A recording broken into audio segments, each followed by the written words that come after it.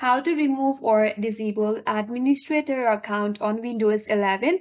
Hi everyone, this is Kate here and welcome back to the channel, and on today's video we will learn how we can remove or disable administrator account on Windows 11. So without further delay, let's get started with this video. For that, navigate your Windows icon and you have to click on it. Here at the bottom of this pop-up box, you will see your administrator account if you're logged in into administrator account.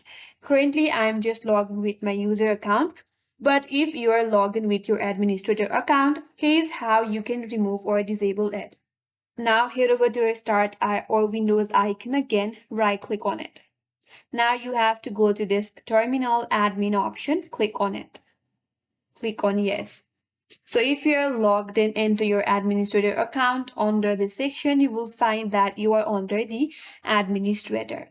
So once you are here, what you have to do is you have to type a command that is net user administrator space, then type in /, type in active, then you have to type semicolon or colon, and then now type in no. After that, all you have to do is press enter in your keyboard.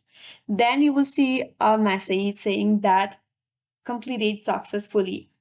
Once you are done with this, now you can close this terminal.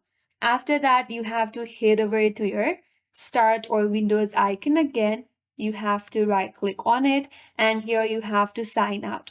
Click on this option here, then click on sign out.